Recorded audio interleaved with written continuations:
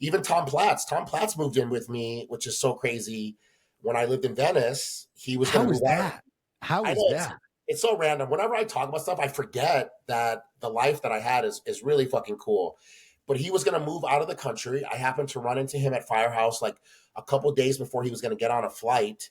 And he's like, I've already moved all my stuff to, I forgot what other country he was going to move to. And I was like, oh, I'm going to be getting ready for, I think I was getting ready for Chicago or Tampa. And he's like, man, I really wish that if I would have known you were here, I could have really like started training you. And I was like, man, let me know when you come back. If you ever visit, I would love to do some sessions with you. And it was so weird. He like called me up later and he's like, man, what if I stayed?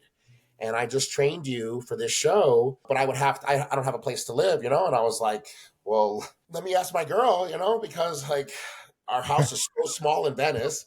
So yeah, we ended up even like kicking our other roommate out of the house so that way he could take the place.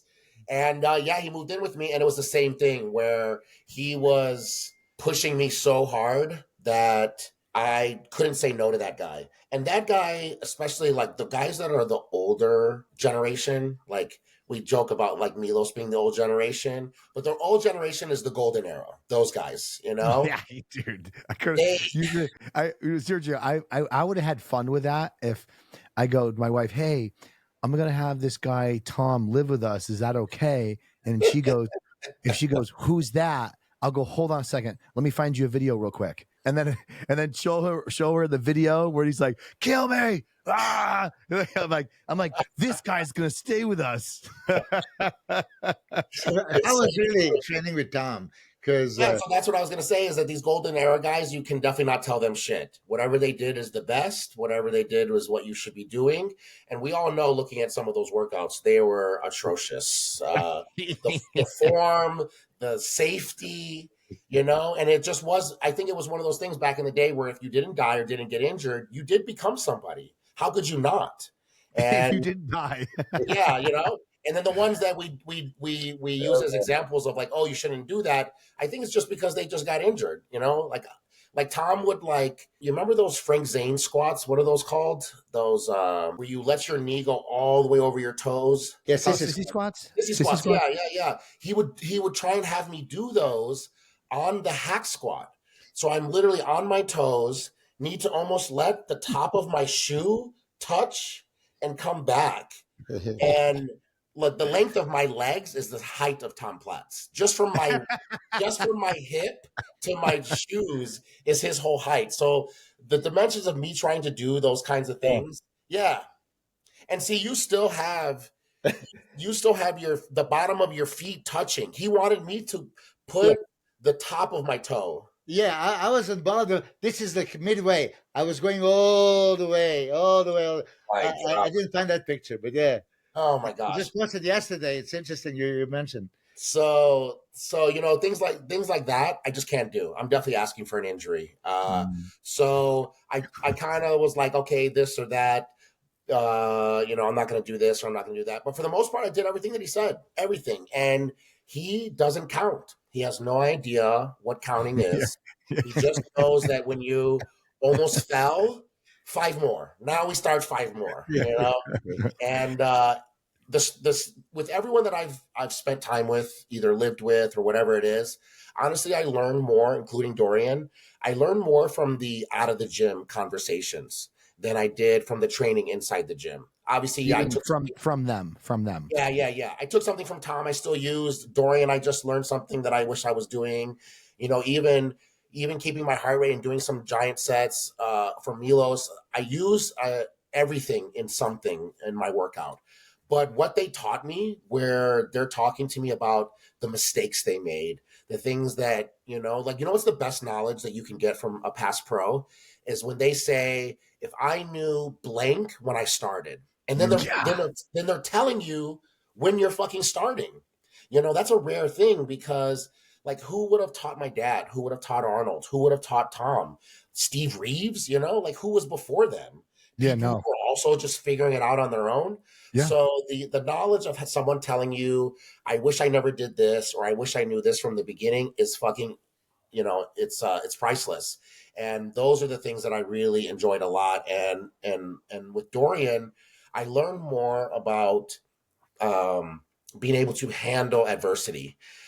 I'm always just kind of been the guy, like, very pessimistic, like, oh, why does this happen to me? Like I have such bad luck. I've been saying I have bad luck my whole entire life. And he made me realize too that, like, okay, yes, I had this person do this thing to me, but did I already see signs that they were like this before, and I kind of like let it go? Did I forgive and forget? Do you let red flags, kind of like go past you? Because then it's your fault. There's a Yeah. lot of things that happen to us that we let happen, and then because it wasn't us who was doing it, it was someone else who did that. A sponsor screwed us, whatever it is. We blame them. And I think that helped me out a lot being in Spain, is talking to him. Of course, he tells me all his I wish I could have's and wish I did this. But also when I would tell him about things that happened to me, and he tells me that's your fault. And it really helped me to mature a lot, where now I don't feel like I can. I mean, Dubai definitely was the apple on the tree of worst things that can happen during a prep. So I don't think my life could get worse than that. But if anything did happen to me now, I know that I would handle it really well. Obviously, I have a better partner in life that I can handle things with. But how I look at negative things happening in my life, I think that that's probably the best thing that I learned from all of these guys, honestly, to tell you the truth.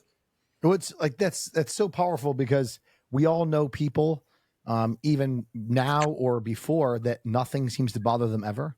One of my close friends, like, nothing bothers this dude. He's like the best person to go on vacation with, because if we got there with lost luggage, lost our tickets and our wallet, he'd be like, dude, this is gonna be great because we have no idea what's gonna happen the next 24 hours. And like, he would somehow have a perspective, and I'm like, I'm over here panicking. And he's like, no, dude, this would be great. Like I want to be like that. And like you said, it's like it takes the right person to give the right information to hear that, because some people might be like, oh, bro, don't let it bother you. Well, easier said than done. Exactly. Until somebody that's kind of like walked the walk and has been able to do it. But they're right. It's like being able to walk through life and be more thick-skinned, navigate obstacles with minimal emotional damage is just like, that's mental power right there. Yeah. I don't know how much you guys have talked about Milos's ex relationships, but that's also something too that I've noticed since the first time that I met Milos. He was telling me a lot of the bad things women have done to him. And if you would have like been a fly on the wall watching us have this conversation, you would have seen my face of like, what? Like, holy shit, this happened. And he's just like, yeah, that happened. And, that's just, it is what it is. And exactly, I wish that I could go at things kind of like how they do, but I can't imagine what was the worst, because it's before social media.